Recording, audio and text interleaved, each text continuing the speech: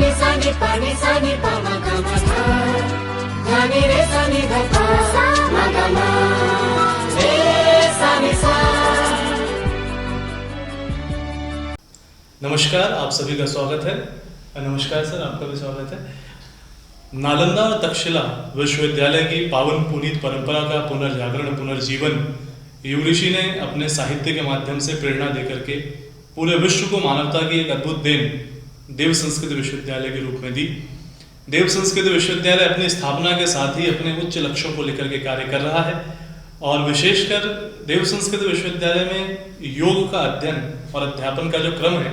पूरे विश्व में इसकी अपनी एक प्रसिद्धि है। योग विज्ञान विभाग पर और इसके विभिन्न आयामों पर चर्चा करने के लिए आज हमारे साथ मौजूद हैं आदरणीय प्रोफेसर सुरेश वर्णवाल सर। आदरणीय प्रोफेसर सुरेश वर्णवाल सर का दशकों का अनुभव अध्ययन और अध्यापन के क्षेत्र में योग में रहा है। साथ ही साथ राष्ट्रीय और अंतर्राष्ट्रीय स्तर पर विभिन्न शोध प्रकाशनों के माध्यम से, विभिन्न विजिट्स के माध्यम से, उद्बोधनों के माध्यम से आपने योग के आलोक को, देव संस्कृति के आलोक को पूरे विश्व में पहुंचाने का प्रयास किया है। तो आदरणीय सर, आपका एक बार पुनः से स्वागत करें। धन्यवाद गोपाल। आइए इस चर्चा को शुरू करते हैं और आरंभ में ही सर मैं आपसे जानना चाहूँगा कि वर्तमान में जब हम योग विज्ञान की बात करते हैं देव संस्कृत विश्वविद्यालय में, तो पूरे विश्व में एक मानक के रूप में इसे देखा जाता है। इस योग विज्ञान विभाग की और कोर्सेज की स्थापना देव संस्कृत विश्वविद्यालय में कब हुई? वास्तव में हमारा जो विश्वविद्यालय है, आप सबको पता है कि वेद माता गायत्री ट्रस्ट शांतिपुर हरिद्वार के द्वारा निर्मित है, पोषित है, संचालित है और यह हमारी मातृ संस्था है शांतिकुंज, जो आध्यात्मिक संस्था है, सामाजिक संस्था है और विभिन्न तरह के आध्यात्मिक और सामाजिक गतिविधियों को संचालन विगत हम अगर कहें तो लगभग 40-50 वर्षों से करते चली आ रही है। क्योंकि अगर हम देखें कि शांतिकुंज की स्थापना कब हुई तो 1971 में इसकी स्थापना हो गई थी और आचार्य श्री राम शर्मा जी ने इनकी स्थापना की, वंदनीय माता भगवती देवी शर्मा जी दोनों ने मिलकर इसकी स्थापना की थी और एक बड़ा उद्देश्य था। जो उद्देश्य था वो मनुष्य के निर्माण का था। मानव निर्माण का मतलब यहाँ यही है कि मनुष्य में देवत्व का उदय, धरती पे स्वर्ग का अवतरण की जो मूल अवधारणा उनकी थी, उसको सामाजिक स्तर पे और सामान्य व्यक्तियों में कैसे इनकलकेट किया जाए, इसके लिए उन्होंने शांतिकुंज की स्थापना की। और जैसे ही उनका यहाँ स्थापना हुई वैसे उन्होंने योग की विभिन्न साधनाओं का एक क्रम शुरू किया था। प्राण प्रत्यावर्तन सत्र और ये आपको जो चंद्रायन व्रत, ये सब बहुत सारी योग साधना का व्यवहारिक स्वरूप एक आम आदमी को जोड़ते हुए उन्होंने शुरू की। फिर आगे उनको जो एक और भी उन्होंने कंसेप्ट दिया प्रज्ञा योग साधना और फिर प्रज्ञा योग साधना के बाद में कुछ दिनों के बाद प्रज्ञा योग व्यायाम आया। इस तरह से अगर हम देखें तो हम जब 1988 में शांतिकुंज में 1 माह का सत्र किए थे सितंबर में, तो हम लोगों ने भी उस 1 माह के सत्र में प्रज्ञा योग व्यायाम और प्रज्ञा योग साधना की सारी गतिविधियों से मतलब कि शिक्षण सत्र जो है इतने दशकों पूर्व से ऑलरेडी चल रहे थे और सौभाग्य हमें मिला उसमें प्रतिभाग करने का। और ये भी सौभाग्य मिला कि जो प्रज्ञा योग व्यायाम, प्रज्ञा योग साधना जो कुछ हमें सिखाया बताया गया था, उसमें श्री गंगालाल चौरसिया हुआ करते थे, उनसे हमने सीखा। फिर मैंने अनेकों को हमने भी सिखाया क्योंकि मॉर्निंग की क्लास होती थी तो हमें रुचि भी थी। जितना हमने सीखा था उसको मैंने सुबह उन्होंने साथ रख लिया, सिखाते रहते थे। लेकिन हमें तब ये सब नहीं पता था कि योग हमारे लिए एक जो सो फिर से एकेडमिक कैरियर का कोई माध्यम बनेगा। और तब तो हम ये समझते हैं कि 88 में जब यहाँ आए थे तो बीकॉम की डिग्री पूरी करके आए थे और उसके बाद हम जो यहाँ की एक परंपरा थी कि समाज सेवा, स्वयं सेवक वृत्ति और इसमें शिक्षा जो सो एक छोटा सा माध्यम था। एक बड़ी भावना ये होती थी कि भाई समाज सेवा में अपने आप को कैसे हम उन्नत करें, अपने आप को कैसे स्वयं सेवी बना सकें, ये सब चुनौतियाँ थी और उसी में हम लोग संलग्न थे। पढ़ाई लिखाई का एक तरह से मामला छूट ही गया था और इसी दौरान विश्वविद्यालय का भी जन्म होना था और उसी क्रम में एक हमारे साथ भी एक सौभाग्य जुड़ा कि हम 2000 में फिर से गुरुकुल कांगड़ी में योग के मास्टर डिग्री में अपना जो सो नाम लिखाते हैं। श्रद्धेय डॉक्टर साहब प्रणव पंड्या जी और श्री जितेंद्र तिवारी जी, ये दोनों के जो सो सलाह, उनके सहयोग, उनकी मार्गदर्शन में वो हमने डिग्री शुरू की। और तब विश्वविद्यालय का जन्म नहीं हुआ था, हालांकि विश्वविद्यालय की भूमि ले ली गई थी और 99 में इसका भूमि पूजन हुआ था, उसके भी साक्षी रहे, हम उसमें सहयोग किए। और 90 से चूँकि 90 में एक बड़ा बहुत बड़ा यज्ञ हुआ था, और शायद आप लोग जानते होंगे, आप भी छोटे होंगे तब, और वो जो यज्ञ हुआ था वो गुरुदेव की श्रद्धांजलि समारोह के रूप में हुआ था। तब ये भूमि अपनी नहीं थी, लेकिन तब माता जी ने कह दिया था कि ये भूमि हमारी अपनी होगी। तो हम लोगों की परिकल्पना से बाहर था, हम उसके साक्षी रहे कि माता जी कह रही कि पूरी ज़मीन अपनी होगी, किस रूप में होगी, क्यों होगी, और इसके लिए धन कहाँ से आएंगे। तो माता जी ने ही सब किया है। एक तरह से इसकी स्थापना जो है एक देवीय योजना के अंतर्गत हुआ है। और हम 2000 में विश्वविद्यालय के एक कह सकते हैं कि महाविद्यालय के प्रकल्प को शुरू करने में हम लोग सक्षम हो गए थे। और जिस बिल्डिंग में हम लोग बैठे हैं श्री राम भवन, इसी में हमारा छोटा सा एक एकेडमिक बिल्डिंग शुरू हुआ था, और एक आध और भी रेसिडेंशियल बिल्डिंग बने थे, और तो कुछ बना नहीं था। लेकिन महाविद्यालय के तौर पे जो कि एक शायद आवश्यकता थी विश्वविद्यालय को शुरू करने के लिए, तो गढ़वाल यूनिवर्सिटी जो HNB गढ़वाल यूनिवर्सिटी तब हुआ करता था स्टेट यूनिवर्सिटी, अभी तो वो सेंट्रल यूनिवर्सिटी हो गया है, उससे हम लोगों को संबद्धता मिली। और चार पाठ्यक्रम हम लोगों ने शुरू किए थे, जिसमें कि एक दर्शन शास्त्र में मास्टर डिग्री था, भारतीय प्राचीन भारतीय इतिहास और इसमें संस्कृति में एक मास्टर डिग्री था, और एक जो सो मनोविज्ञान में था, और 1 साल का डिप्लोमा वहाँ, चूँकि वहाँ मास्टर डिग्री योग में था ही नहीं। और हमें लगता है कि मास्टर डिग्री का भी जो डेवलपमेंट हुआ है योग में, ये गुरुकुल कांग्रेस विश्वविद्यालय की देन है। उन्होंने 90 के दशक में शुरुआत की थी प्रोफेसर ईश्वर भारद्वाज जी ने, और तब से धीरे धीरे वो फैल ही रहा था। तो गढ़वाल जैसे विश्वविद्यालय में मास्टर डिग्री नहीं होने के कारण हम लोगों ने फिर डिप्लोमा ही ऑप्ट किया था। और 2001 से हम लोगों का ये योग के पाठ्यक्रम विश्वविद्यालय के और महाविद्यालय से फिर विश्वविद्यालय के स्तर पर आए, और 2002 से फिर हमारा अपना विश्वविद्यालय हमें मान्यता मिल गई थी। उत्तराखंड विधानसभा के द्वारा इसे पारित कर दिया गया था, UGC के द्वारा मान्यता ले ली गई थी, और फिर हम लोगों ने जो है धीरे धीरे इसकी जर्नी शुरू की। जब अपनी जर्नी शुरू हुई तो हमारे पाठ्यक्रम हमने अपने ढंग से फिर डिजाइन किया। 6 मंथ का सर्टिफिकेट कोर्स किया, फिर 1 ईयर का डिप्लोमा किया, फिर 2 इयर्स का मास्टर डिग्री किया, जो कि मास्टर डिग्री उसमें बहुत कम जगहों पर चल रहा था। कुछ हमें लगता है कि अगर पूरे भारत की अगर गणना करें तो भारत में कुछ गिने चुने संस्थान या विश्वविद्यालय होंगे जहाँ की इस तरह के मास्टर डिग्री पाठ्यक्रम को चलाने की बात हुई। मेरे ख्याल से जब हम भारत की बात कर रहे हैं, यानी पूरे विश्व के पर्सपेक्टिव में फिर वो शुरुआत हुई, क्योंकि भारत में ही योगा के कोर्सेज उतने स्टैंडर्डाइज उस समय शुरू हुए, यानी पूरे विश्व के स्तर पर हम लोग शुरुआती कुछ विश्वविद्यालयों में हैं जिन्होंने इस तरह के कोर्सेज को इतनी वैरायटी ऑफ वेज में शुरू किया। बिल्कुल। और नहीं, और सबसे खास बात यह रही कि हम लोगों ने अपने, चूंकि हमारा अपना प्लेटफॉर्म था, तो हम लोगों ने पाठ्यक्रम जो बनाए उसमें एक तो आचार्य श्री का जो दृष्टिकोण था,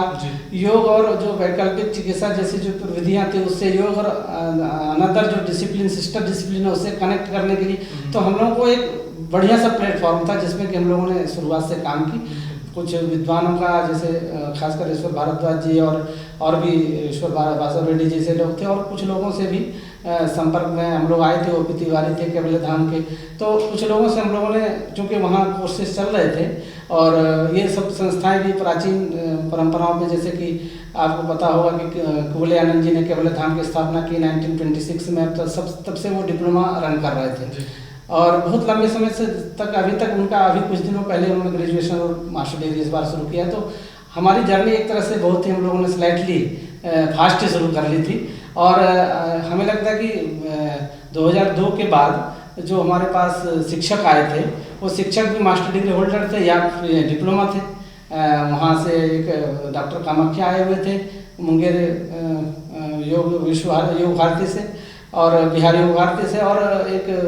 2 और भी फैकल्टी हमारे पास थे जो गढ़वाल यूनिवर्सिटी की डिप्लोमा होल्डर थी, और मास्टर डिग्री उनके अन्य विषय में थे, क्योंकि मास्टर डिग्री नहीं होने की वजह से इसकी बहुतायत तो थी नहीं। मतलब मेरे ख्याल से ये बहुत बड़ी बात सर आपने मेंशन की कि जिस समय विश्वविद्यालय की शुरुआत हुई है उस समय अगर पूरे भारत में, पूरे विश्व में ही देखें तो मास्टर्स के लेवल पे कोर्सेज ऑफर करने वाले संस्थान ऑलरेडी बहुत लिमिटेड थे। अक्सर जगह पे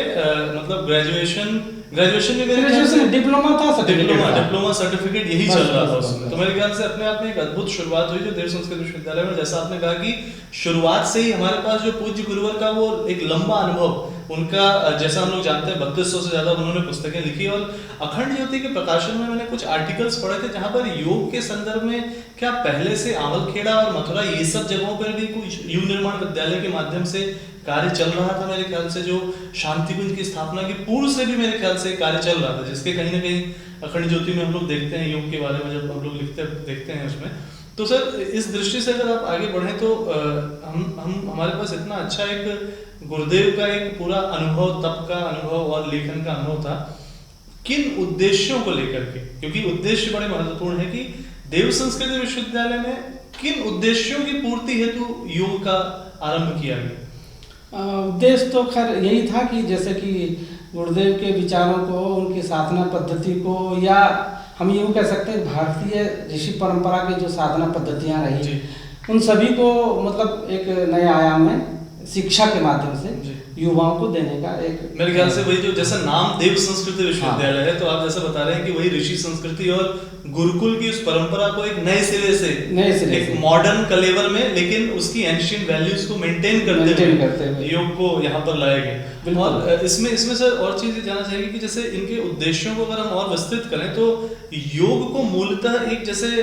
दर्शन के रूप में या ज्यादा कुछ अभ्यासों के रूप में देखा जाता है, तो वैज्ञानिक आध्यात्मवाद की सोच जो गुरुदेव के साहित्य में और उनके विचारों में मिलती है, तो क्या विश्वविद्यालय ने वैज्ञानिक आध्यात्मिक दृष्टि से या योग की वैज्ञानिकता को प्रतिपादित करते हुए कुछ आरंभ से ही प्रयास शुरू किए थे क्या? जैसा कि हमें पता है, और 1979 में ब्रह्मचर्य शोध संस्थान की स्थापना हुई थी और उनका मुख्य पर्पस था वैज्ञानिक अध्यात्मवाद की पुष्टिकरण, और उन सिद्धांतों को जो गुरुदेव ने एक परिकल्पना दी, उनके मन में जो एक तरह से उनको इंट्यूशन होता था, सारा ज्ञान उनका इंट्यूटिव नॉलेज के अंतर्गत आता है, न कि केवल पढ़ने पढ़ाने वाला, सारा ही ज्ञान उनके एक तरह से कहते हैं समाधि के ज्ञान हो सकते हैं। इतनी उच्च अवस्था में उन्होंने इतनी सारी किताबें लिखी है। उसमें ब्रह्मचर्य शोध संस्थान की जो परिकल्पना थी उसमें ये था कि विज्ञान और अध्यात्म एक दूसरे के पूरक बने, एक दूसरे के लिए वो मतलब घातक न बने। अध्यात्म अधूरा है अगर वो जब तक विज्ञान का उन्हें टच न मिले, और विज्ञान इसलिए अधूरा है कि उसको आध्यात्मिक भाव उसके पास नहीं है। तो ये दोनों चीज़ों का ब्लेंडिंग करने के लिए और आध्यात्मिक साधनाएं वैज्ञानिक हों और विज्ञान संबंध हो, इसके लिए उन्होंने ब्रह्मचर्य शोध संस्थान की स्थापना की। और श्रद्धेय डॉक्टर साहब उनके पहले डायरेक्टर थे। हमें भी 1993 फरवरी से वहाँ काम करने का, मार्च से हमें मौका मिला था, और हमने भी वहाँ लगभग अगर विश्वविद्यालय अगर शुरू हुआ तो तब तो विश्वविद्यालय में आने का मौका मिला 2002 में। उसके पहले तक हमने वहाँ पूरा समय दिया, और वहाँ के जो भी शोध की प्रक्रिया थी उस प्रक्रिया में हमने मतलब अपनी प्रतिभागिता थी, सक्रियतापूर्वक सब सीखा, देखा, समझा। बहुत सारी शोध की विधियाँ थी, उसमें योग का एक मुख्य पार्ट था। और योग की जो विधाएँ थी जो शांतिकुंज में संचालित की जाती थी, चाहे किसी प्रकार से 9 डेज का शिविर था, 9 दिन का था, 1 महीने का था, उन सभी का प्री पोस्ट वहाँ परीक्षण होता था। और हमारे पास उसके लिए हजारों लोगों के आंकड़े अभी भी उपलब्ध हैं। और doctor Rajni Joshi IIT professor हुआ करती हैं, हमारे गायत्री परिवार के परिजन, उनको दिया गया था, उसमें एक मेगा कंप्यूटर बना था मुंबई में, तो उनके माध्यम से वो सारे डाटा, मतलब आप 90 मतलब मेरे ख्याल से 80s के समय से और 79 से स्थापना, 78 से जो अपन बता रहे हैं कि उस समय से मतलब कलेवर भले ही एक विश्वविद्यालय का एकेडमिक्स के रूप में ना हो, लेकिन शांतिकुंज जो सत्र चला रहा था उसमें बाकायदा शोध चल रही थी। और ब्रह्मचर्य शोध संस्थान के माध्यम से शांतिकुंज प्रशिक्षण दे रहा है, और ब्रह्मचर्य शोध संस्थान में सभी प्रशिक्षार्थियों का विभिन्न योग की विधाओं पर किए जा रहे उनके प्रयोगों का बाकायदा साइंटिफिक, इंस्ट्रूमेंटल, एम्पेरिकल और थ्योरेटिकल रिसर्च वर्क चल रहा है। बिल्कुल बहुआयामी चल रहा था। जैसा कि उसमें हमारे पास जो लैब उपलब्ध अभी भी है, हालांकि उसका थोड़ा सा काय लेवल वितरित होकर विश्वविद्यालय में आके स्थान ले लिया है, लेकिन उसमें यज्ञ और पहले से काफी अब मतलब वो जो बीज था वो बहुत अच्छे तरह से विकसित हो चुका, बड़ा वृक्ष के रूप में विश्वविद्यालय में देखा जा रहा है। तो उसकी शुरुआत वहाँ हुई थी, और उसमें बहुत सारे मतलब डिपार्टमेंट्स थे, जैसे कि उसमें इलेक्ट्रोफिजियोलॉजी का डिपार्टमेंट था, बायोकेमिस्ट्री का था, हेमेटोलॉजी का था, साइकोमेट्री का था, लंग्स फंक्शन के देखने के लिए अलग था, और यज्ञोपैथी के लिए पूरा लैब वहाँ बना हुआ था। बल्कि पहली PhD जो श्रद्धेय डॉक्टर साहब के अंतर्गत हुई टीवी पे, वो वहीं उसी वहाँ के जो यज्ञोपैथी के लैब में ही संपन्न हुई। तो मतलब हमारे देखते देखते सब हमें अनुभव हुए कि, और वो विश्वविद्यालय के हमें लगता कि वो एक तरह से हाँ पहली PhD जो वहाँ अभी तक रिसर्च का जो कह सकते हैं कि एकदम फॉर्मेट ऐसा था, जी। वो फॉर्मल नहीं हो रहा था। वो फॉर्मल जब हुआ तो पर भी ब्रह्मचर्य नहीं उसको और मेरे ख्याल से इसमें एक चीज जो बड़ी एक्साइटिंग लगती है अभी बात करते हैं कि आज के समय में भले ही हम रिसर्चर्स की बात करें, एक सोशियो स्पिरिचुअल ऑर्गेनाइजेशन आज से 4 दशक पहले इसी परिसर में एक शोध को इंस्ट्रूमेंट्स के माध्यम से बढ़ावा दे चुका है। मेरे ख्याल से इतना रिच बैकग्राउंड जो है, जो हमारी सतह के नीचे से हमें मिला है, गुरुदेव का साहित्य, उनका विचारधारा है, उनके चिंतन है, और साथ ही साथ वैज्ञानिकता जो उसमें परम श्रद्धेय के माध्यम से जुड़ी है और उसको लेकर के जो कार्य हो रहा है, निश्चित रूप से ये आज के समय में जब हम लोग टीचिंग लर्निंग करते हैं, आज के समय में जब शोध करते हैं, तो वो अनुभव अपने आप में बहुत लाभप्रद ही रहते हैं। और वो शायद यही कारण है कि विद्यार्थी तुरंत उस चीज़ को पिक करता है। यहाँ से मेरे ख्याल से जो भी विद्यार्थी पढ़ के जाता होगा, चाहे 6 महीना, साल भर, 3 साल, 5 साल, सबके अंदर वो साइंटिफिक टेम्परामेंट योग के साथ जरूर जुड़ा रहता हो। तो नहीं, वही उसी का जो एक कह सकते हैं प्रतिफल था कि जब 2002 में विश्वविद्यालय ने आकार लिया, तो वही वहाँ के जितने भी अनुभव थे और जितने भी हम यूँ कह सकते हैं कि जिसको गुरुदेव ने वहाँ जाके रखा, जिन बच्चों को उनको हम बच्चे ही कहेंगे। हम जैसे कि मैं ही था तो मैंने वहाँ ज्वाइन किया युवावस्था में। डॉक्टर अभय सक्सेना, डॉक्टर सुखनंदन सिंह, डॉक्टर हिमाद्री साहब, ये जितने भी लोग थे वहीं आके उसी कालखंड में आके वहाँ जुड़े, पहले खुद अभ्यास किया, फिर वहाँ से उनको एक्सपीरियंस से गुजारा गया कि विश्वविद्यालय में साथ उन्हें अपना योगदान करना है, अवदान करना है। तो उस दृष्टि से देखा जाए तो एक 2 तरह के प्रिपरेशन चल रहे थे। एक तो इंफ्रास्ट्रक्चर, विज्ञान सम्मत अध्यात्म की बात और विभिन्न तरह की जो यौगिक प्रक्रियाएं उसे विज्ञान सम्मत करने की बात, और एक तरह से जो मेन ह्यूमन रिसोर्स है ये भी उन्हीं के द्वारा जनरेट किया जा रहा था। वही एक तरह से, अब हमें तो कॉमर्स का विद्यार्थी रहा, लेकिन साइंस की सभी चीज़ें वहाँ सीखनी पड़ी, करनी पड़ी। मेरे लिए नया आयाम था, लेकिन हमने चूँकि यहाँ हमारा कोई व्यक्तिगत इच्छा आकांक्षा थी नहीं, तो हमें कोई एतराज भी नहीं हुआ, कोई दिक्कत भी नहीं हुई। सब चीज़ सीखी सिखाई और हमारा वो सारा एक्सपीरियंस यहाँ इस समय काम आ रहा है। तो हम ये देखते हैं कि विश्वविद्यालय जो भी बना है उसमें उस युग दृष्टा का एक जो स्वप्न था, उस स्वप्न को साकार करने के लिए उन्होंने ही सारी भूमि तैयार की, चाहे वो हमें ह्यूमन रिसोर्स की तरफ से देखें या इंफ्रास्ट्रक्चर की तरफ से देखें या आर्थिक दृष्टि से देखें, वो सारे उनकी ही दी हुई एक परिकल्पना को हम लोग आकार देने का प्रयास कर रहे हैं। संभव कितना हो रहा है तो नहीं कह सकते, लेकिन एक प्रयास है, सार्थक प्रयास है, और उस दिशा में हम लोग विभिन्न तरह के पाठ्यक्रमों में समय समय पर प्रयोग करते रहे हैं। और आगे चल के हम लोगों ने जब मौका मिला और थोड़ा सा, जैसे श्रद्धेय डॉक्टर साहब और जितेंद्र तिवारी जी का हमारा बहुत, दोनों ही हमारे कह सकते हैं प्रकाश स्तंभ है हमारे विश्वविद्यालय के और ज्ञान के स्तंभ में, तो उन्होंने और प्रयोग योग के विभाग में किया था। और हम लोगों ने जो गाइडलाइन प्राप्त किया, तो 2006 में हम लोगों ने ग्रेजुएशन शुरू की, और ग्रेजुएशन में अभी as a subject BA BSc लाए। उसके बाद मास्टर डिग्री में 3 तरह की मास्टर डिग्री का प्लान हुआ। मेरे ख्याल से एकमात्र विश्वविद्यालय है जो इस तरह के वैरायटी ऑफ कोर्सेज। हाँ बिल्कुल, मास्टर डिग्री में तो वैरायटी कहीं था ही नहीं। ये तो पहला विश्वविद्यालय था जो इस तरह का प्रयोग किया, और इस प्रयोगों को भारत सरकार के द्वारा जब एक तरह से रिकॉग्निशन मिला या वहाँ इन चीज़ों पर जब चर्चा हुई, उसका जो 3 आयाम थे वो तीनों आयाम बहुत महत्वपूर्ण है, इंटरेस्टिंग है। एक तो था कि मानव चेतना और योग के बीच में क्या संबंध है, इस तरह के पाठ्यक्रम बनाए गए। एक होलिस्टिक हेल्थ, समग्र स्वास्थ्य और योग के बीच के संबंधों पे बनाया गया। एक मानव उत्कर्ष और योग के संबंधों पे बनाया गया। और तीनों का भी समझ सकते हैं कि जो मानव चेतना है वो तो वो महत चेतना का, परम चेतना का एक जो अंश है, तो उसमें अनंत संभावना है। उसी को दृष्टि में रख ब्रह्मचर्य बना था। वहाँ गायत्री मंत्र के 24 अक्षर की 24 प्रतिमाएं स्थापित है। वो इसलिए कि हम उस गायत्री मंत्र के साधक है, तो हमारे अंदर भी वो सारी संभावनाएं विकसित हो सकती हैं। तो मूल बात तो वही थी, उसी को देखते हुए मानव चेतना में क्या क्या संभावना है उसको रखते हुए कोर्स बनाया गया। दूसरा था कि जो हमारा हेल्थ सेक्टर है उसमें योग का योगदान की परिकल्पना तब की गई, जबकि आज योगा थेरेपी भी हो गया है, योग से तमाम तरह की बातें हो रही, लेकिन तब हमारे पास ऐसा कोई पाठ्यक्रम था नहीं। वो हम लोगों ने पहली बार इंट्रोड्यूस किया था। और इसी तरह से कॉर्पोरेट वर्ल्ड में भी योग को कैसे इंट्रोड्यूस किया जाए, जहाँ की मतलब ह्यूमन रिसोर्स का एक तरह से दोहन तो होता है, लेकिन उसको एक तरह से नरिश नहीं किया जाता। तो योग किस तरह से नरिश कर सकता है उसे, उनके जिसमें भी ह्यूमन फैकल्टी वहाँ के, चाहे वो लेबर से लेके और एजुकेटिव तक हों, सबके लिए वहाँ स्ट्रेस भरा माहौल रहता है। तो स्ट्रेस भरे माहौल से कैसे बाहर लाया जाए, ये भी कंसेप्ट हम लोगों ने फिर वहाँ से जनरेट करके वो पूरा पाठ्यक्रम निर्मित किया था। सफलता अपनी जगह, लेकिन वो सब चीज़ें चल रही हैं, वर्ल्ड वाइड चल रही हैं, और उसका अपने अपने ढंग से आज विस्तार। मेरे ख्याल से इसमें एक चीज़ बड़ी इंटरेस्टिंग है कि हमने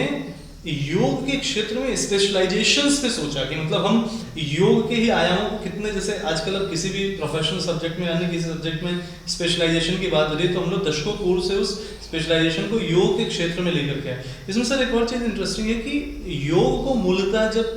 गुरुकुलों में, आश्रमों में प्रैक्टिस किया गया तो उसको एक इस तरह की चीज़ मानी गई कि भाई ये तो अपने अनुभव की चीज़ है और हमको ऐसे करना है। लेकिन जब एकेडमिक्स में इसको लाया जाता है तो मेरे ख्याल से विश्वविद्यालय उन शुरुआती विश्वविद्यालयों में है जिन्होंने उस पूरे के पूरे उस अनुभवजन्य विषय को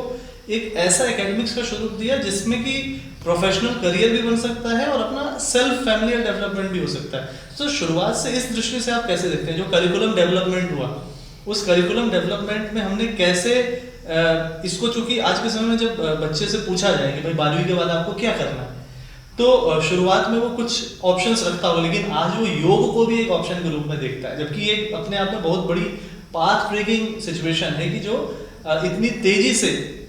बिल्ड हुआ है। तो उसमें विश्वविद्यालय के योगदान को आप कैसे देखते हैं पूरे विश्व के स्तर पर? हाँ, मैं ये देखता हूँ कि जैसा हमने बताया था कि 2000 के पूर्व अगर देखें तो गुरुकुल कांगड़ी जैसे और एक आध जगह और भी होगा तो एक विश्वविद्यालय होंगे या संस्थान होंगे जैसे कि बिहार योग भारती था या में भी मतलब हमें देखना पड़ेगा कि जो भी सेंट्रल यूनिवर्सिटी सागर है वहाँ भी शायद इस तरह का मास्टर डिग्री चल रहा होगा, लेकिन प्रचलित नहीं था। बहुत गिने चुने मतलब उसमें मेरे ख्याल से ऐसे कोर्सेज को ऑप्ट करने के लिए भी लोगों का क्राउड उतना नहीं शुरुआत में होगा क्योंकि वो तो ऐसा लगता होगा कि भाई इसमें चले गए तो प्रोफेशन का क्या होगा, ऐसा टाइप का। बिल्कुल, तो मास्टर डिग्री तो तब शुरुआत हुई थी और ग्रेजुएशन की जो कह सकते हैं बात हुई ग्रेजुएशन में योग लाने की, ये हमारी ही पहल होगी, हमारे जैसे विश्वविद्यालयों की पहल होगी या गुरुकुल कांगड़ी जैसे जो थोड़ा सा प्राचीनतम शिक्षा को आगे बढ़ाते हुए। तो मास्टर डिग्री के बाद हम लोगों ने ग्रेजुएशन की शुरुआत की। ग्रेजुएशन में हम लोगों ने एज ए सब्जेक्ट जब रोल प्ले किया बीए और बीएससी के लेवल पे, जिसमें आप लोग भी विद्यार्थी हुए और उसमें हम लोगों ने ये देखा कि जो और डिफरेंट डायमेंशंस हैं, जैसे कि कोई कंप्यूटर साइंस लिया, किसी ने साइकोलॉजी ली, किसी ने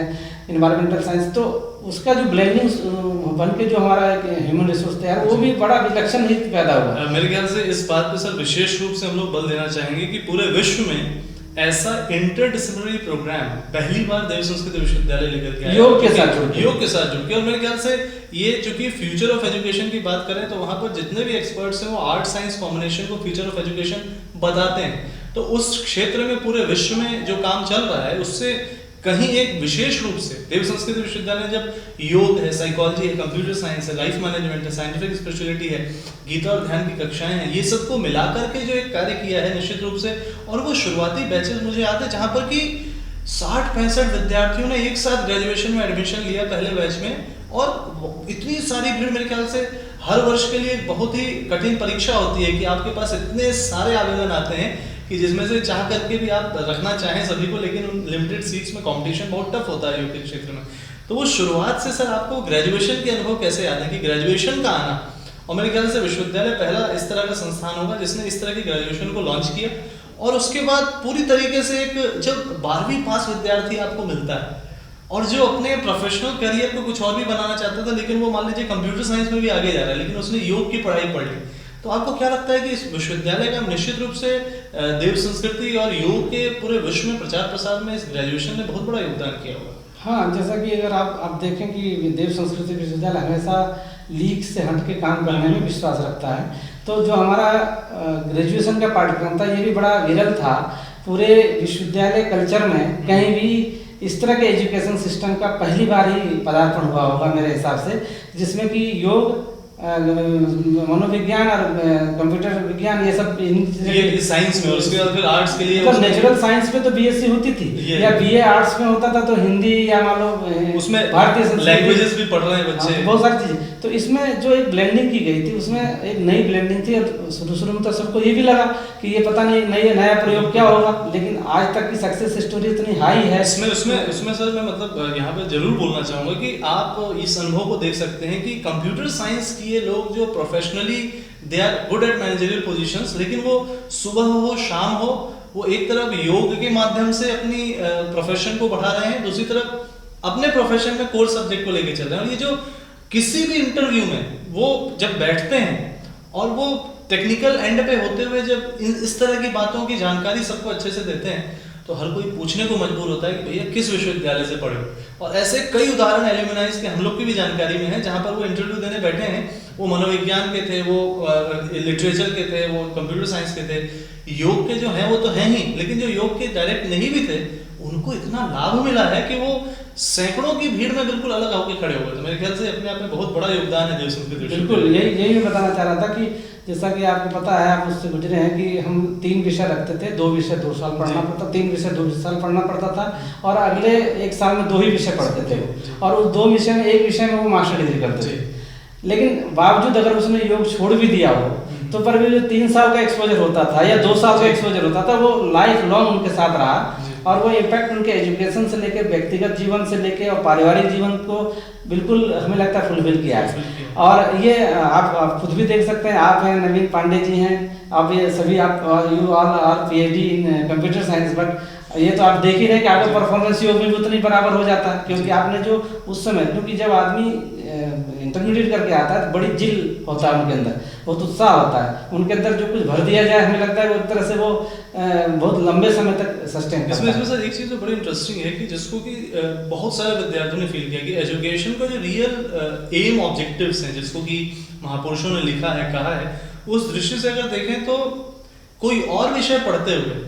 शायद महसूस इंसान नहीं कर पाता कि भाई ये मेरी जिंदगी में मेरे को क्या लाभ देगा। एक प्रोफेशनल तौर पे तो ये मेरे को अर्निंग देगा, लेकिन मेरे को इससे क्या लाभ मिलेगा। मेरे ख्याल से विश्वविद्यालय में योग के आयाम इस तरीके से विस्तृत हैं कि यहाँ किसी भी कोर्स में कोई भी विद्यार्थी पढ़े, एक तो पर्पस ऑफ एजुकेशन उसको मिलता है, पर्पस ऑफ लाइफ मिलता है, दूसरा उसको हर दिन हर पल लगता है कि मैं जो कुछ भी पढ़ रहा हूँ मेरे प्रोफेशनल सब्जेक्ट के साथ, ये मेरी जिंदगी में काम आएगा और मेरे माध्यम से औरों की जिंदगी में आएगा, और यही विशेषता है यहाँ की। इसमें सर एक चीज़ और जानना चाहेंगे कि साइंटिफिक बेसिस पे जो करिकुलम है उसमें हमने एक्सप्लोर किया, तो हम लोग बिल्कुल अच्छे लेवल पे एनाटॉमी फिजियोलॉजी भी बच्चों को पढ़ा रहे हैं, और जो बच्चे डायरेक्टली साइंस से नहीं जुड़े हुए हैं उनको भी हम कहीं ना कहीं अलग माध्यमों से थोड़ा सा एक्सपोजर दे रहे हैं। इसका विशेष लाभ आपने क्या देखा जब वो बच्चे आगे प्रतियोगी परीक्षाओं में जाते हैं या आगे अपने प्रोफेशन में जाते हैं, तो इन साइंटिफिक टेम्परामेंट से उनको पढ़ाए गए करिकुलम का क्या विशेष लाभ उनको मिलता है? हाँ, ये जो अभी तक मास्टर डिग्री हमारे यहाँ शुरू हुआ था, ये नॉर्मल ग्रेजुएट स्टूडेंट के लिए हुआ था, जो 10+2+3 करके किसी भी पाठ्यक्रम से आते हैं जी, और उनके लिए कोई बैरियर नहीं था। हाँ, एक जो पाठ्यक्रम हमारा होलिस्टिक हेल्थ मैनेजमेंट का है, या योगिक साइंस और होलिस्टिक हेल्थ करके जो हम पाठ्यक्रम चला रहे हैं, उसमें जरूर हमने बायोलॉजी ग्रुप के बच्चों को अपेक्षा की थी, अन्यथा जितने भी 2 बाकी पाठ्यक्रम है, और सभी जगह पे ही ज़्यादातर तो एक ही पाठ्यक्रम हर जगह चल रहे हैं, हम ही हैं जो कि इस तरह से 2-3 तरह के पाठ्यक्रम चला रहे हैं। तो उसमें वो ना कॉमर्स के, आर्ट्स के होने के बावजूद उनको, देखिए जो योग है, योग का कार्य क्षेत्र कौन सा है, या तो हमारा शरीर या तो हमारा मन, और अगर उससे भी आगे जाए तो हमारी आत्मा। तो आत्मा तक को तो एक्सप्लोर करने का तो कोई हमारे पास साधन नहीं बने कि हम आत्मा की व्यक्तिगत विषय, हाँ, वो व्यक्तिगत विषय पे चला जाता है। लेकिन फिजिकल, मेंटल और सोशल जो उनका एक वेलबींग है, या सोशल जो उनके मतलब डेवलपमेंट हो रहे हैं मनुष्यों के, उसको मेजर किया जा सकता है। तो उस दृष्टि से ही अगर हम उस तरह से देखें तो सोशल में हम उनके बिजनेस को देख लें, बिजनेस पॉइंट ऑफ व्यू उसको उनका किस तरह का कॉर्पोरेट में है या कहीं और है। फिजिकल में देख लें तो फिजिकल में उनका जो शरीर है, शरीर स्वस्थ कैसे रहे, इस दृष्टि से योग का अपना रोल हो जाता है। मन की और मन की जो शक्तियां हैं उस पर योग का रोल हो जाता है। तो इसलिए हम लोगों ने योग के साथ साथ जो उनके कार्य क्षेत्र थे, कार्य क्षेत्र मतलब विषय के हिसाब से मनोविज्ञान पढ़ाना, मनोविज्ञान में भी सामान्य मनोविज्ञान, असामान्य मनोविज्ञान के विधाओं से जोड़ना, मतलब ये सिलेबस में पार्ट्स को जोड़ा गया, और उसके बाद फिर सामान्य बायोलॉजी और असामान्य बायोलॉजी के साथों से जोड़ना, जो कॉर्पोरेट वाले बच्चे उनको मैनेजमेंट HR वाले जो चीज़ों से जोड़ना। तो इस तरह के इंटरडिसिप्लिनरी जो हम लोगों ने पाठ्यक्रम का निर्माण किया, उसका पर्पस ये था कि योग का कार्यक्षेत्र विषय के माध्यम से, मेरे ख्याल से ये अपने आप में बताता है कि हमने कितनी गहन शोध इससे पहले की है, फील्ड सर्वे किया है। इंडस्ट्री या सच योग के लिए इंडस्ट्री शब्द तो नहीं बोल सकते, लेकिन जो आवश्यकता है समाज को, जिन जिन क्षेत्रों में आवश्यकता है, मेरे ख्याल से उन सारे बेस्ट प्रैक्टिसेस को सदैव से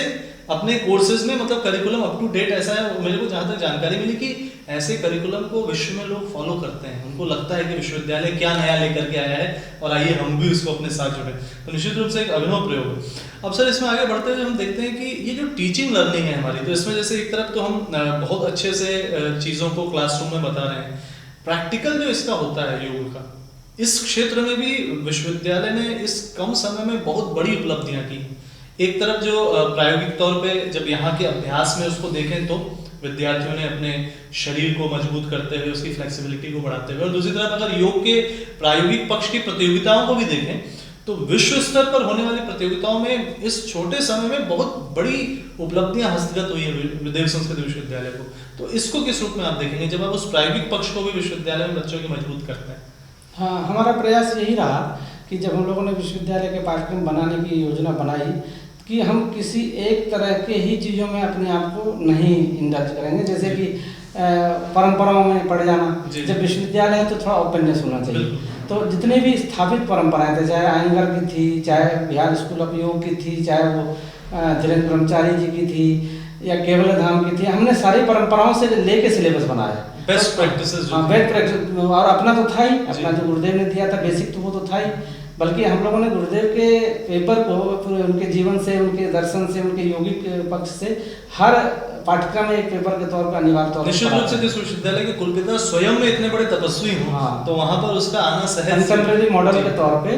हालांकि कंटेम्प्रेरी मॉडल में विवेकानंद, शिवानंद जी उनके बारे में भी हम पढ़ाते हैं, लेकिन गुरुदेव को थोड़ा डेप्थ पढ़ाते हैं। तो ये तो रहता ही है, लेकिन फिर भी हमने सबको उसमें अंगीकार किया और सबकी साधना पद्धति को ले लिया। इसकी वजह से जो हमारे बच्चे निकल के आते थे उसमें एक अलग तरह का अपने आप जो सुगुण आ जाता था। जहाँ तक प्रतियोगिता की बात है तो स्वाभाविक है, विश्वविद्यालय हमेशा अच्छा करता रहा तो अच्छे बच्चों का आकर्षण इधर रहा। तो जो भी अच्छे परफॉर्मर रहे, भले हो सकता है पढ़ने लिखने में थोड़ा सा अच्छे ना रहा हो, लेकिन यहाँ के वो भी उनको सौभाग्य मिला। जैसे हमारे फर्स्ट बैच की इंदु थी, तो वो बचपन से लगभग 9 साल की उम्र से योग करती आ रही थी, लेकिन यहाँ आके जो उसको हाइट मिला, पहला गोल्ड मेडल उनको इंटर यूनिवर्सिटी में मिला इंडिविजुअल। ये सब उपलब्धियाँ, मतलब इस तरह के एक नहीं अनेक मतलब बच्चे हैं जो कि हो सकता है उनका पिछला जर्नी बहुत अच्छा रहा हो, बचपन से योग करते रहे हो, लेकिन जो अचीवमेंट रहा वो सौभाग्यवश गुरुदेव की कृपा से कह लें या उनके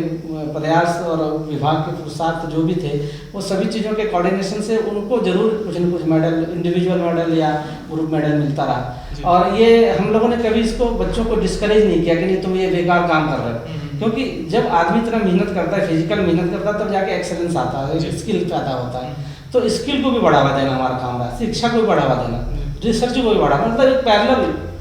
सभी तरह की चीज़ों को कैटर करना हमारा एक दृष्टिकोण रहा कि योग के व्यवहारिक पक्ष, सैद्धांतिक पक्ष, उनके जो साइंटिफिक एस्पेक्ट है, उनका जो रिसर्च का एस्पेक्ट है, चाहे कोई भी एस्पेक्ट हो, चाहे समाज के किसी भी तल को स्पर्श करना हो, वहाँ हमने सिलेबस में उसको एक तरह से अंग बनाया। और जहाँ तक प्रैक्टिस का विषय है, सुबह हमारे 1.5 घंटे की तो एक नॉर्मल क्लास चलती है एक बैच की। इवनिंग की जो क्लास होती है वो एक्स्ट्रा करिकुलम हो एक तरह से होता है, वो एक्स्ट्रा ऑर्डिनरी बच्चों के लिए होता है, उनके लिए हम स्किल डेवलपमेंट। मेरे ख्याल से इसमें बच्चे भी बहुत रुचि लेते हैं और आपके विभाग के माध्यम से उनको अच्छे से इतना गाइडेंस दिया जाता है, बहुत बड़ी बात है, क्योंकि आज के समय में इतने समर्पण के साथ शिक्षक जो हैं वो अगर बच्चों के विकास में लगे हुए हैं, तो ये भी अपने आप में टीचर स्टूडेंट रिलेशनशिप का एक गुरु शिष्य परंपरा का जैसे गुरुकुल का एक नया स्वरूप यहाँ देखने को मिलता है। सर एक चीज और जानना चाहेंगे कि देव संस्कृत विश्वविद्यालय में योग, तो इसमें जो ये देव संस्कृत विश्वविद्यालय है, इसकी कौन कौन सी ऐसी खासियत है जो यहाँ कोई भी योग पढ़ना चाहे उसको सहज में ही बहुत कुछ दे जाती है? मतलब जैसे यहाँ के आध्यात्मिक वातावरण की बात करें, इसके अलावा ऐसे क्या क्या चीजें हैं जिसको आपने अनुभव किया कि जब ऐसे देव संस्कृत विश्वविद्यालय के परिसर में योग पढ़ा जाता है तो वो उसके परिणाम और बहुत शानदार आते हैं? मेरा मानना है कि एक तो जो हमारी परंपरा है, ऋषि परंपरा, उसको लेते हुए गुरुदेव ने शांति कुंज की स्थापना की, उसी के आधार पर विश्वविद्यालय बना।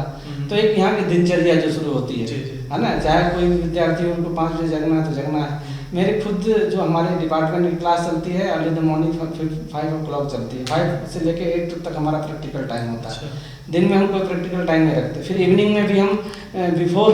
जो डिनर, कांसों के डिनर का टाइम हमारा 6 से 7:30 का है, तो 6 से 7:30 के पहले ही उनको बच्चों को एक प्रैक्टिकल टच देते हैं। तो एक जो अगर हम ये देखें कि योग की जो मूल धारणा है, जैसे हम त्रिकाल संध्या कहते हैं हमारे भारतीय संस्कृति में या देव संस्कृति में, तो वो त्रिकाल संध्या तो हम नहीं कह सकते, लेकिन अगर चाहे तो उसको भी जोड़ा जा सकता है कि योग की पद्धति को व्यवहारिक स्वरूप देने के लिए। दूसरा, पढ़ाई लिखाई की दृष्टि से हम सभी, जैसा आपने कहा कि सभी आयामों को हमने छुआ है। लाइब्रेरी हमारी सबसे बेस्ट लाइब्रेरी है, इसमें जितने भी उत्तर भारत में कम से कम, हो सकता है दक्षिण भारत की भी हम कह सकते हैं कि अधिकतम किताबें हमने यहाँ संकलित की, अच्छे रिसर्च पेपर हमने यहाँ ला के रखे हैं। और सबसे खास बात यह है कि एक लैब लेबोरेटरी जो हमारा ब्रह्मचर्य में डेवलप हुआ था उसको यहाँ पुनर्स्थापित किया गया है, तो उसको एक साइंटिफिक रिसर्च करने के लिए एक उनको मिल जाता है। और कुछ अच्छा रिसर्च करना चाहे तो जो हमारे कुलपति जी हैं, कुलाधिपति जी हैं या प्रतिकुलपति जी उनके सहयोग से वो बाहर के जो आसपास के हॉस्पिटल से, जैसे एम्स से हमारा MBO हो रखा है, और गुरुकुल कांगड़े जो आयुर्वेदिक कॉलेज है या ऋषिकुल है, तो हम सभी से जुड़े हुए हैं जी।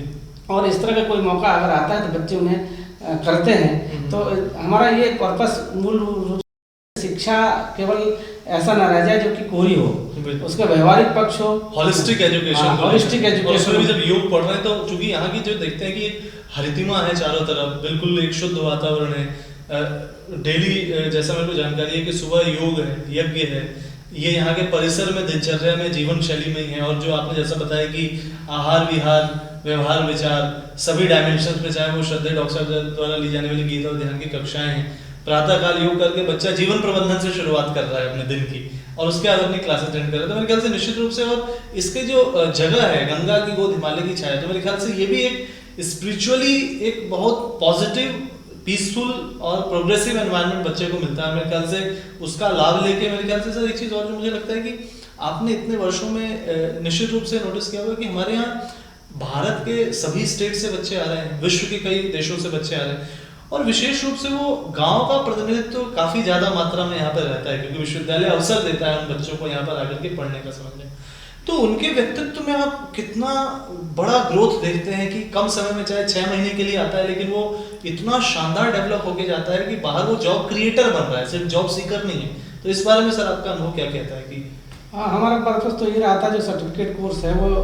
जन सामान्य का, जन जागरण का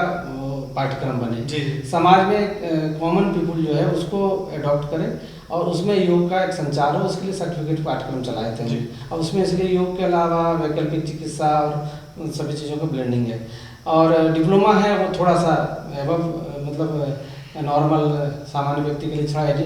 एकेडमिक भी है और नॉर्मल भी है। जो मास्टर डिग्री PhD है ये तो प्योर एकेडमिक है, इसमें तो कोई डाउट नहीं है। लेकिन सबसे बड़ी बात यह है कि जो भी पाठ्यक्रम हमने बनाया उसमें सामान्य जनों से लेके और विशिष्ट जनों तक उसका स्पेस उसमें देने का प्रयास किया। इसलिए हमें लगता है कि सारे योग के कोर्स हमारे सफल रहे, और जो बच्चा आता है उसको एक होलिस्टिक विषय मिल जाता है। योग की बेसिक बात भी मिल रही है, वैकल्पिक चिकित्सा की बात भी मिल रही है। अगर बायोलॉजी नहीं पढ़ा तो पहली बार बायोलॉजी से भी इंटरेक्ट कर रहा है तो वो भी कोई दिक्कत नहीं है। थोड़ी मेहनत जरूर पड़ जाती है,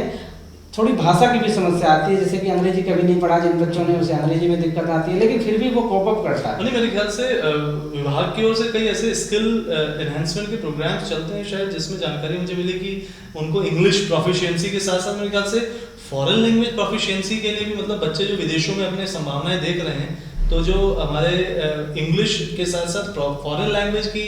लर्निंग में भी बच्चे रुचि दिखाते हैं, और शायद उनको अवसर दिया जा रहा है। ऐसा इंटरनेशनल रिलेशंस ऑफिस के माध्यम से काफ़ी प्रयास की जानकारी आई कि मतलब ऐसा किया जा रहा है। हाँ बिल्कुल, इसमें तो हम ये कहना चाहेंगे कि विश्वविद्यालय भी इसमें बहुत, खासकर जो सो प्रतिकुलपति जिनमें पंडित जब से आए हुए हैं तब से उन्होंने काफ़ी MOU विभिन्न ऐसे देशों से, मेरे ख्याल से इंटरनेशनली 50 से ज़्यादा इंटरनेशनल MOUs हैं, उसमें योग का जो है सो मुख्य योग विषय रहते ही है। तो उस तरह से देखा जाए तो जो बच्चा थोड़ा भी कैलिबर वाला है, थोड़ा भी जो कोप अप करके आगे बढ़ रहा है, उसे एक तरह से मौका दिया जाता है। मेरे ख्याल से इसमें जैसे आप लोग के भी जो कई इंटरनेशनल प्रोग्राम्स में आप लोग जाते हैं, कॉन्फ्रेंसेस वर्कशॉप्स में जाते हैं आप, और उसके साथ विद्यार्थी जो यहाँ से विदेशों में जाकर के पढ़ रहे हैं सेमेस्टर एक्सचेंज में, या विदेशों के विद्यार्थी यहाँ पढ़ के आ रहे हैं, निश्चित रूप से एक अद्भुत अवसर है जहाँ पर बच्चे को ऐसा तैयार किया जाता है कि वो कॉन्फिडेंस के साथ जाकर के अपने कार्य को बहुत शानदार संपादित कर रहा है। एक चीज़ और सर कि ये विश्वविद्यालय में एक चीज़ तो बहुत अद्भुत है कि योग के क्षेत्र में ऐसा कार्य चल रहा है कि किसी भी विषय को पढ़ने आए हैं विद्यार्थी, अक्सर ये देखा गया है कि वो किसी न किसी माध्यम से योग उसको रुच भी जाता है, और उस रुचि के अनुसार वो बिल्कुल उसको सीख करके जीवन में एक बहुत शानदार प्रयोग करता है आगे चल के, चाहे पर्सनल हो चाहे प्रोफेशनल हो। इसमें सर एक चीज़ और कि जैसे हमारे यहाँ पॉली क्लिनिक के रूप में जो एक विकास हुआ आरंभ से योग विभाग के साथ साथ, कि चाहे उसमें आज वो कॉम्प्लीमेंट्री एंड अल्टरनेटिव मेडिसिन के रूप में मेरे ख्याल से 15-20 से ज़्यादा जो अल्टरनेटिव विधाएं हैं उसका प्रयोग इसके साथ जोड़ा जाए, या आयुर्वेद हो, चाहे इसके अलावा एग्योपैथी हो, इसके जो सेंटर ऑफ एक्सेलेंस यहाँ विकसित हो रहे हैं, तो वो किस प्रकार से विद्यार्थियों को आरंभ से लाभ देते हैं, और उस दिशा में योग विभाग कैसे समाज की सेवा कर रहा है? इसमें जो हमारा प्रयास रहा, जैसा कि उन्होंने कहा कि हम लोग पाठ्यक्रम बनाते समय थोड़ा बहुआयामी पाठ्यक्रम बनाते थे, तो शुरू में तो हमारे पास लैब और क्लिनिक नहीं थे, लेकिन 2007 में उस आवश्यकताओं को देखते हुए डॉक्टर साहब ने इसको हमें एक स्पेस दिया और उसको पॉली क्लिनिक का नाम दिया। पॉली क्लिनिक जो सो जहाँ पहले कहा जाता था कि एक छत के नीचे विभिन्न विधाएं व्यक्ति को मिल जाए, और उसको आप यहाँ चूंकि हम वैकल्पिक चिकित्सा कह रहे हैं, अल्टरनेटिव मेडिसिन कह रहे हैं, और मेरे ख्याल से ये इंटरनेशनली एक स्टैंडर्ड को हम लोग ने यहाँ लागू करने की कोशिश की थी। और उसमें सबसे जो खास बात बताना चाह रहे थे कि प्रत्येक बच्चा जो कि किसी तरह की प्रैक्टिकल का उन्हें आवश्यकता होती है, उसके लिए किसी और संस्थाओं पर डिपेंडेंट ना रहे, क्योंकि प्रारंभ के चरणों में हम नेचुरोपैथी सिखाते थे तो उसके लिए दूसरी जगह जाना पड़ता था। चाहे हमें कोई छोटा बहुत बायोलॉजी का प्रैक्टिकल लेना तो किसी हॉस्पिटल में जाना पड़ता था। अब हमको कहीं नहीं जाना, अब हम यहाँ से लेके और ब्रह्मचर्य और शांतिकुंज की जितने भी हमारे पास फैसिलिटी है, वो फैसिलिटी इतनी पर्याप्त होती है कि मास्टर डिग्री तक भी हमें कहीं जाने की आवश्यकता नहीं पड़ती, और सभी चीज़ें हम लोगों ने वेल एस्टेब्लिश कर लिया। अच्छा, परिसर में जैसे अगर हम देखें तो एक तरफ नेचुरोपैथी का केंद्र है, पंचकर्मा केंद्र, और इस पॉलीक्लिनिक या कॉम्प्लीमेंट्री अल्टरनेटिव मेडिसिन के अंतर्गत मतलब मेरे ख्याल से यज्ञ चिकित्सा, संगीत चिकित्सा और मंत्र चिकित्सा और बिल्कुल एक्यूप्रेशर है, साइकोथेरेपी है, आयुर्वेद कंसल्टेंसी है,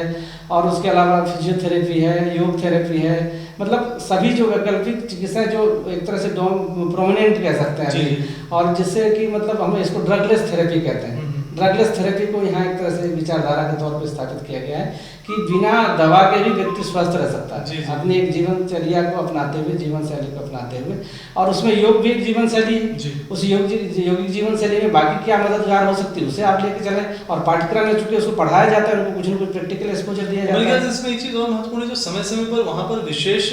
आप लोग सत्र आयोजित करते हैं जिसमें पेशेंट्स आते हैं और वो ट्रीटमेंट पाते हैं, और उस दौरान विद्यार्थी एक अनुभव लेते हैं उन ट्रीटमेंट्स के एक्सपर्ट्स के साथ में। तो ये भी मेरे ख्याल से उनके फ्यूचर करियर में उनको बहुत ज़्यादा हेल्प करता है, जो शायद कहीं और से आए हुए विद्यार्थी को इतनी सहजता से मिलना संभव नहीं है। हाँ, हमने महसूस किया। हम तो खैर विश्वविद्यालय, भारत के समस्त विश्वविद्यालय और संस्थाओं से जुड़ने का सौभाग्य मिला है, तो मैं देखता हूँ कि लोगों के पास पाठ्यक्रम तो होते हैं, पाठ्यक्रम को इस तरह से संचालित करने का उनके पास ना तो सुविधाएं होती है, ना उत्साह होता है, ना माहौल होता है, ना बच्चों के पास समय, ना टीचर के पास समय। हमारे पास सब चूंकि इन हाउस है, तो इसका लाभ बच्चों को जरूर मिलता है। मेरे ख्याल से ये महसूस किया जाना चाहिए कि इसको कितनी परिश्रम से डेवलप किया गया है, कि ये सारी चीजें जो एक जगह पे एक साथ मिल जाना, मतलब इसके पीछे बहुत बड़ा पुरुषार्थ है जो कि दशकों का है, जिस कारण आज विद्यार्थी इसका लाभ लेते हैं। इसमें सर एक चीज़ ये है कि जब हम सोशल इंटर्नशिप, जो एक विश्वविद्यालय की खासियत है, इसके माध्यम से कैसे विद्यार्थी पूरे विश्व में जाकर के योग के माध्यम से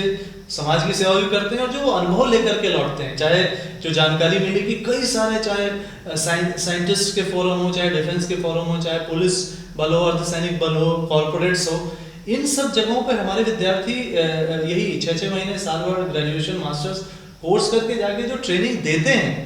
वहाँ से आए हुए विद्यार्थियों के अनुभव को आप कैसे देखते हैं कि उनकी ग्रूमिंग में वो कैसे हेल्प करता है? हमने तो ये महसूस किया कि जो बच्चा यहाँ क्लास में 2 शब्द नहीं बोल पाता था, वो 1 महीने के बाद शेर बन के आता है, और उनको ये लगता है कि मैं तो बहुत बड़ा विद्वान हो गया, क्योंकि इतने बड़े बड़े लोगों के बीच में जाके वो बैठ के आता है, बोल के आता है। और ये आप लोगों ने भी कम से कम 2 बार इंटर्नशिप के दौरान महसूस किया कि 1 महीने का इंटर्नशिप हमारे लिए कितनी बड़ी संजीवनी ट्रांसफॉर्मेशन होता है, और पूरा एक रूपांतरण का काम करता है। जो सब्जेक्ट उन्होंने सीखे, चाहे वो छोटा ही सीखा, और उनको एक बड़े प्लेटफॉर्म पे जाके रख के आता है, जब तो उनको ये लगता है कि उस बड़े प्लेटफॉर्म पे हमने बहुत बड़ा काम कर दिया। हालांकि उनके विकास की गति अभी शुरुआत ही में ही है, लेकिन जो उनको एक फैसिलिटेट किया गया है, कॉन्फिडेंस जो डेवलप हुआ है, वो उसको एक नई उछाल दे देता है। और हमने ये महसूस किया कि चाहे वो 6 महीने का बच्चा हो, 1 साल वाला हो, 3 साल वाला हो, या 2 साल वाला हो, जो भी हो, अगर एक बार वो यहाँ से निकल के जाता है, इंटर्नशिप से लौट के आता है, तो उसकी काय का लेवल, उनकी मनस्थिति, उनकी बात करने का ढंग, उनके प्रस्तुतिकरण का ढंग सब बदला हुआ होता है, और उसका बेनिफिट उनको लाइफ लॉन्ग अपने जो प्रोफेशनल कैरियर है कह सकते हैं, उसमें उसे मिलता हुआ दिखता है। और बहुत सारे इंटरेक्शन होता है, अच्छे लोग उन्हें हाथों हाथ लेते हैं। बहुत लोग तो कहते हैं कि आप हमारे यहाँ के काम करिए, और नौकरियां ऑफर कर देते हैं कि भाई हमारे यहाँ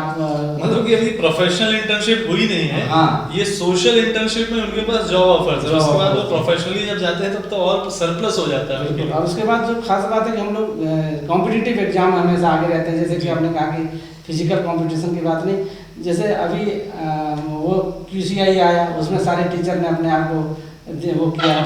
अपडेट कर लिया। नेट जब आया, नेट अभी बहुत हाल में आया है ना, तो नेट में ज़्यादातर टीचर हमारे लोगों ने नेट निकाला। अच्छा, मेरे ख्याल से इसमें एक अद्भुत सूचना जो मुझे मिली है कि मेरे ख्याल से लगातार कई वर्षों में नेट में नंबर पोजीशन देव संस्कृत विश्वविद्यालय के विद्यार्थियों। हाँ, पहले दूसरे जो शिफ्ट थे उसमें तो आप 24 JRF पहले शिफ्ट में निकला था, उसमें 16 हमारे यहाँ के जी, थे। बहुत तो बढ़िया। मतलब इस तरह के जो कह सकते हैं मैक्सिमम जो हमारा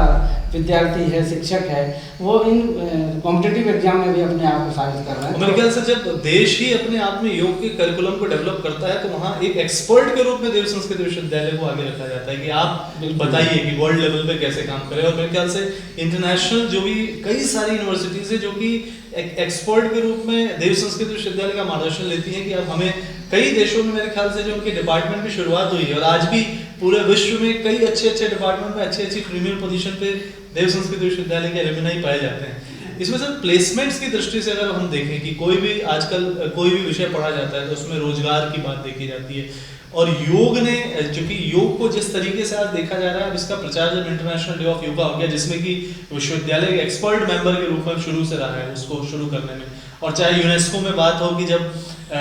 वर्ल्ड इंटेंजिबल हेरिटेज के रूप में योग को लागू किया गया तो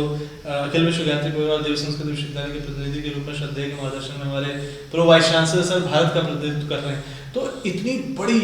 उपलब्धियों को हस्तगत करते हुए जब हम देखते हैं कि हमारे विद्यार्थी जब पढ़ के निकलते हैं तो आज पूरे भारत में और विश्व में वो प्रोफेशन के रूप में योग को लेकर के कैसा कार्य कर रहे हैं। हम ये देखते हैं कि देखिए वैसे तो अभी तक भी हम ये नहीं कहेंगे कि भारत सरकार ने बहुत अच्छे इंतजाम किए योग के, लेकिन योग एक सेल्फ सस्टेन करने वाली विधा बन गई है क्योंकि ये ह्यूमन नेचर को एक तरह से नरिश करती है। ह्यूमन जो नीड्स है ना, फिजिकल मेंटल पीसफुल माइंड के लिए है ना, स्वस्थ शरीर स्वच्छ मन सभ्य समाज, ये जो गुरुदेव के मूल विचारधारा इसको परिपुष्ट करने के लिए योग की अपने आप भूमिका हो रही है। तो एक इंडिविजुअल मार्केट अपने आप तैयार हो गया है, चाहे होम ट्यूशन के रूप में है या आप कह सकते हैं कि छोटे छोटे योगा स्टूडियो के रूप में है। से इसीलिए जो विश्वविद्यालय के मॉड्यूलर प्रोग्राम्स हैं, स्पेशलाइजेशंस हैं, यहाँ के विद्यार्थी भी कोई और कोर्स पढ़ते हुए उसे जरूर करना चाहते हैं। और दूसरा डिस्टेंस एजुकेशन में हम लोग ने देखा है कि योग के लिए देव संस्कृत विश्वविद्यालय के माध्यम से उन्हें कोई डिग्री मिल जाए, क्योंकि डिग्री के साथ वो ओरिजिनल शिक्षण वो यहाँ से पा रहे हैं। मेरे ख्याल से कई गृहिणियाँ, कई वो लोग जो कि किसी प्रोफेशन में हैं और वहाँ से वो इससे जुड़ना चाहते हैं। तो मेरे ख्याल से पूरे विश्व में बहुत ही अच्छे लेवल पे सेल्फ सस्टेन वे में देव संस्कृत विश्वविद्यालय के एलुमनाई पूरे विश्व में अच्छी अच्छी जगहों पर, बहुत अच्छी जगहों पे। अब उत्तराखंड का पहला ओपन यूनिवर्सिटी शुरू हुआ तो वहाँ के हमारा जो है अभी हेड है डॉक्टर भानु जोशी, यहाँ के प्रोडक्ट हैं फर्स्ट बैच के। अच्छा। वहाँ का पाठ्यक्रम मतलब वर्ल्ड वाइड अगर देखें तो जितने भी अच्छी अच्छी संस्थाएं हैं वहाँ हमारे बच्चे लीड। मेरे ख्याल से भारत के हर स्टेट में कम से कम सैकड़ों ऐसी जगह होंगी, विश्व में कई देशों में ऐसी जगह है जहाँ पर हमारे विद्यार्थी अभी प्रीमियर पोजीशंस में हैं और वो दे आर इन्फ्लुएंसिंग और उनको देख करके लोग यहाँ पढ़ने आते हैं। क्योंकि कई ऐसे उदाहरण है कि जहाँ उनके प्रोफेसर को उन्होंने देखा कि हमारे प्रोफेसर साहब देव संस्कृत विश्वविद्यालय के प्रोडक्ट है, तो कई बच्चे यहाँ पढ़ने आते हैं कि हमारे सर को देख के हम आए पढ़ने। तो मतलब ये विशेषता है विश्वविद्यालय की। बिल्कुल। अभी हम विश्व भारती गए थे लास्ट ईयर एग्जाम देने, तो वहाँ 60 बच्चे थे जो बीएससी कर रहे थे और वहाँ इतना हमारे सारे जेआरएफ जो एकदम तुरंत फ्रेशर जेआरएफ जाके वहाँ पढ़ा रहे थे, वो इतने इन्फ्लुएंस थे इस बात से कि हमको देव संस्कृति में ही मास्टर डिग्री करना है। और वहाँ के जो एचओडी हैं उन्होंने सिमरन मंडल जी, उन्होंने कहा कि आप सारे बच्चों को ले जाओ। हमसे अलग से इंटरेक्शन करवाया, हमसे उन्होंने बड़ी जिज्ञासाएं करी विश्वविद्यालय में क्या खासियत है, ये है वो है। तो एक मतलब हमारे जो ब्रांड इन्वेस्टर हैं वो हमारे बच्चे बनते हैं और वो जो प्रतिभाशाली बच्चे हैं, जो मेहनतकश हैं, जो स्किल होल्डर हैं, वो सारे के सारे कहीं न कहीं जाके विश्वविद्यालय को ही रिफ्लेक्ट कर रहे हैं। और वो हम ये मानते हैं कि भाई जो हमने यहाँ एक माहौल बनाया है गुरुदेव माता जी की कृपा से, या यहाँ पे जो माहौल बनाया माहौल है, उसमें आके उनको हो सकता है गलने ढलने में थोड़ी तकलीफ जरूर होती होगी, क्योंकि जिस परिसर में आते हैं वहाँ उस परिसर में दुनिया से बिल्कुल एक अलग दुनिया है, तो उसमें उनको गलने ढलने में थोड़ी तकलीफ जरूर होती होगी। लेकिन जब अपने समकक्ष युवाओं को देखते होंगे तो उनके आश्चर्य जरूर होता होगा कि हम जीवन में इतना ज्यादा अच्छा कैसे पा रहे हैं। लेकिन जैसा आप बता रहे थे आगे से उनके परिणाम मेरे ख्याल से उनको परिणाम जब वो पैरेलल जाके खड़े, वही बताना चाह रहे, जब वो अपने साथ वाले के साथ खड़े होते हैं तब उनको ग्रेस फील होता है कि हम कहाँ से पढ़ के आए, हमें क्या क्या क्या आता है, क्या सीखा हमने। हमको चाहे कठोर डिसिप्लिन में रहना पड़ा, लेकिन हमने सीखा क्या। लेकिन मेरे ख्याल से वो अर्थ योगानुशासन का अभ्यास करके ही जाते हैं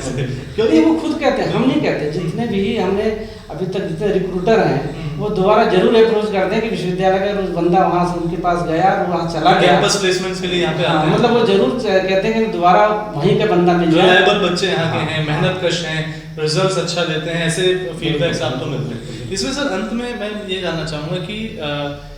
जो ये श्रद्धेय कुलाधिपति जी गीता और ध्यान की कक्षाएं लेते हैं, जो जीवन प्रबंधन की कक्षाएं हो रही हैं, जो वैज्ञानिक अध्यात्मवाद की कक्षाएं हो रही हैं, ये कलेक्टिव वे में कैसे विद्यार्थियों के जीवन में एक अच्छा ट्रांसफॉर्मेशन लाते हैं। साथ ही साथ जो इसके परिणाम कुछ ऐसे देखने को भी आते हैं कि संस्कृत भाषा में जो योग के टेक्स्ट हैं, भले ही विद्यार्थी पहले से वो पढ़ना नहीं जानता हो और भले ही वो एग्जाम के लिए थोड़ा बहुत पढ़ता हो, लेकिन कैसे वो इन कक्षाओं के माध्यम से इन विषयों को एक बहुआयामी तरीके से समझता है और वही शायद फिर उसकी वाणी में, उसके आचरण में झलकता है, जिसको लोग देख के प्रभावित होते हैं। मेरा मानना तो यही है कि योग अपने आप में जो विभिन्न जो हमारे संस्कृत साहित्यों से भरा हुआ है। संस्कृत साहित्य सभी के लिए बहुत अभी आम नहीं रह रहे, लेकिन फिर भी चूंकि अब यहाँ माहौल मिल जाता है, श्रद्धेय डॉक्टर साहब की क्लास हो, चाहे वो किसी भी क्लास में गीता, योग सूत्र और विवेक चूड़ामणि, चाहे वो सारे रेफरेंसेस, तो वो सारे ही उनको बच्चों को एक तरह से मोटिवेशन का काम करते हैं। हालांकि वो योग के बच्चे तो पाठ्यक्रम में भी कहीं न कहीं टच में रहते हैं, लेकिन जो नहीं रहते वो भी टच में आते हैं। और ये जो उसका फायदा है कि जो चीज़ें कभी क्लास में नहीं भी क्लियर हुई तो उस क्लास में जाकर क्लियर होती है कि वे ध्यान की वो गहराइयाँ क्या है, या फिर भगवत गीता के जो श्लोक जो उन्होंने पढ़े उनकी वहाँ चूँकि एक एक श्लोक की इतनी लंबी व्याख्या हो जाती है उसके बहुत पक्ष विपक्ष पे, तो ये जो बच्चों को फायदा मिल रहा है वो हमें लगता है शायद ही किसी विश्वविद्यालय में किसी को मिलता होगा। और इतने बड़े लेवल पे जो श्रद्धेय कुलाधिपति जैसे व्यक्ति, इतने चिंतक मनीषी, वो उन्हें इम्पार्ट कर रहे हैं, तो ये भाग्य, बहुत बड़ा भाग्य है। और हम ये मानते हैं कि जो बच्चा कभी किसी स्कूल में पढ़ता होगा या कहीं पढ़ता होगा तो इतने हाई लेवल का कोई उन्हें टीचर मिले जो कि एक्सपीरियंस वाला भी हो और नियमितता निरंतरता से वो हो, तो वो एक बहुत बड़ा मतलब है। बाकी जो लाइफ मैनेजमेंट है ये भी गुरुदेव की विचारधारा वाला है कि आदमी सेल्फ को कैसे मैनेज करे, सेल्फ को कैसे एनालिसिस करे, सेल्फ को कैसे वक्त पे उसकी केयर करे, उसको टैकल कैसे करे। दूसरों को हैंडल करना शायद आदमी सीख जाता है, लेकिन सेल्फ को हैंडल करना सबसे डिफिकल्ट है। इसलिए जो इन पद्धतियों से नहीं निकला है वो आत्महत्या कर रहा है, लेकिन हमारे बच्चे कभी आत्महत्या नहीं करेंगे, इतना हमें पक्का विश्वास है, क्योंकि वो दूसरों को मार्गदर्शन देने के लायक बन जाते हैं, खुद देते ही देते हैं। तो सेल्फ मैनेजमेंट का मूल काम अगर कुछ है तो सेल्फ ओरिएंट कर देना, और सेल्फ से लेके वो दूसरों तक अपने जो ज्ञान संचार कर चुके, सेल्फ मैनेजमेंट कर चुके होते हैं, तो उन्हें ये तकनीक पता होती है कि इन परिस्थितियों में हमें करना क्या है। तो ये बहुत बड़ा योगदान है इन विषयों का, जो कि हमारे विश्वविद्यालय की यूनिकनेस है। और वो योग का ही एक पक्ष होता है, चाहे सेल्फ मैनेजमेंट हो, चाहे गीता हो या ध्यान हो, वो सारे योग का ही एक एलोबरेटिव कह सकते हैं कि पहलू है। और उससे जब बच्चा जुड़ता है उसको लगता है कि हमने जो कुछ वहाँ नहीं, अब यहाँ प्रैक्टिकली हम सीख रहे हैं, तो वो उनका प्रैक्टिकल रूम। मेरे ख्याल से 24/7 इस पूरे के पूरे वातावरण में उस योग का वो प्रायोगिक अभ्यास होता है। इसी कारण जब इंटरनेशनल स्टूडेंट्स यहाँ पे आते हैं या इंटरनेशनल वर्कशॉप्स में, सेमिनार्स में जब विजिटर्स आते हैं, तो हम लोग ने अनुभव किया कि उनके सबसे पहले शब्द यही होते हैं परिसर में प्रवेश करते ही कि वी कैन फील जो योग होता है यहाँ। सिर्फ ऐसा नहीं कि वो सिर्फ क्लासरूम तक चल रहा है, वो यहाँ के आहार विहार व्यवहार विचार और पूरा सारे डायमेंशंस में, चाहे फिजिकल हो, मेंटल हो, सोशल हो, स्पिरिचुअल हो, पूरा बचा है। अंत में सर आपसे ये जानना चाहेंगे कि भविष्य की हम लोग की क्या योजनाएं हैं और कुछ ऐसी बात जो क्लोजिंग रिमार्क के रूप में इस चर्चा के अंत में आप कहना चाहें। भविष्य में बस यही हम चाह रहे हैं कि जो भी हमारा पाठ्यक्रम चल रहा है इसमें थोड़ी रिसर्च को और भी बल मिले। रिसर्च के जो कुछ कह सकते हैं कोई पक्ष हैं जिसमें कि काम होने चाहिए, जैसे कि हमारे इंडोक्राइन ग्लैंड पे काम होने चाहिए कुछ, और इस दिशा में कुछ काम होने की आवश्यकता है। उस पर भविष्य में विचार करना चाहिए, क्योंकि अब एम्स जैसे हॉस्पिटल भी हमारे पास है। हमको ये बताने में अच्छा लग रहा है कि जितने भी JRF 5-4 थे अभी सारे बच्चे एम्स में जाके एसोसिएट हो गए और सारे योगा थेरेपी में रिसर्च कर रहे हैं। और मतलब बड़ी अच्छी बात यह है कि एम्स ने उनको बड़े सहायता से सुखीपूर्वक खुशी लिया है कि यहाँ के बच्चे हैं। ऐसा नहीं कि उनके केवल यहाँ की वजह से नहीं, उनकी योग्यता की वजह से, उनके प्रेजेंटेशन की वजह से, उनके जो सो कैलिबर को देखते हैं। और इसमें सर एक चीज़ जो यहाँ पे जरूर हम मेंशन करना चाहेंगे कि ये वही बच्चे हैं जिनको हमने शुरुआत में डिस्कस किया कि ये एक ऐसे सोशियो इकोनॉमिक लेवल से आते हैं, एक ऐसे बैकग्राउंड से आते हैं, गाँव से आते हैं, जहाँ पर शुरुआत में भले ही ये संसाधन और सुविधाओं से दूर थे। इनको हो सकता है कि उस लायक वह चीज़ नहीं मिली जिसको वो चाह रहे थे, लेकिन जब वो यहाँ आते हैं और यहाँ तेजी से ग्रो करते हैं और बहुत जल्द लोग उनको इतनी अच्छी जगहों पे देखते हैं, तो निश्चित रूप से उनके पेरेंट्स के खूब सारे आशीर्वाद, दुआएं और उन बच्चों की कृतज्ञता विश्वविद्यालय को सदैव मिलती रहती होगी। बिल्कुल, तो यही है हमारा कि मतलब पाठ्यक्रमों की जो थोड़ी बहुत ऐसी चीज़ें हैं जो कि अब आनी चाहिए, तो उसको कहीं नवीनता और जो इंटरडिसिप्लिनरी रिसर्च है उसको बढ़ावा मिले, और चाहे हम अन्य संस्थाओं से थोड़ा कोलैबोरेटिव वे में करें उसको, इसकी आवश्यकता है। और दूसरा है कि वैसे तो बीएससी और एमएससी थोड़े नए सिरे से फिर से शुरू हो गया है। बीएससी ऑनर्स हम चला रहे हैं, जिसमें कि हम उनके सैद्धांतिक ऑनर्स कोर्स चलाने वाले भी हम पहले संस्थान इस तरह के होंगे, क्योंकि ऑनर्स को लेकर के जब काम किया जा रहा है योग में, तो ये भी एक अद्भुत शुरुआत है। हाँ, ये 2014 में जब प्रधानमंत्री जी आए तो उन्होंने एक कमेटी का निर्माण किया था और योग में एक पूरे भारतवर्ष में यूनिफॉर्मिटी लाने का उसमें बीएससी यौगिक साइंस और एमएससी यौगिक साइंस और डिप्लोमा जैसे और पीएचडी जैसे चीज़ों पे काम हुआ। उस कमेटी के मेंबर बनने का रहने का हमें भी मौका मिला, तो उसको फिर हम लोगों ने अभी शुरुआत कर ली है। एक पहला बैच हमारा निकलने वाला है और हमें लगता है कि हम पहले विश्वविद्यालय होंगे, एक आध दो विश्वविद्यालय होंगे जो उन्होंने शुरुआत की होगी। तो वो जो बच्चे हैं जो जैसे विश्व भारती ने शुरू किया था, उनके भी इस बार निकलने वाले हैं, या पतंजलि ने शुरू किया था, बाकी अभी करने के लिए धीरे धीरे कर ही रहे हैं। तो वो जो भी पाठ्यक्रम है, उस पाठ्यक्रम की नवीनता ये है कि उसको और भी थोड़ा सा गंभीरता से और भी विषयों को समाहित करते हुए, अच्छा उसका जो सैद्धांतिक पक्ष है वो बीएससी में ज़्यादातर इम्पार्ट किया जाएगा। इंटरडिसिप्लिनरी में उसको बायोकेमिस्ट्री अन्य चीज़ों से थोड़ा सा बच्चों को हल्के परिचय कराया जाएगा। लेकिन जो अप्लाइड पार्ट है वो मास्टर डिग्री सब होने मिलेंगे, फिलॉसफी से लेकर साइंस वाला पक्ष में। तो ये कह सकते हैं इंटीग्रेटेड कोर्स है ये भी। बीएससी से एमएससी करके अगर बच्चा निकलता है तो वो अपने आप एक मास्टर ही होगा, वास्तव में मास्टर होगा। अभी जो मास्टर होता है वो तो ग्रेजुएशन किसी और सब्जेक्ट में और मास्टर किसी और सब्जेक्ट में हो रहा है। तो अब जो 5 साल की पढ़ाई हो गई है, ये एक तरह से प्योर योग के स्ट्रीम के बच्चे होंगे।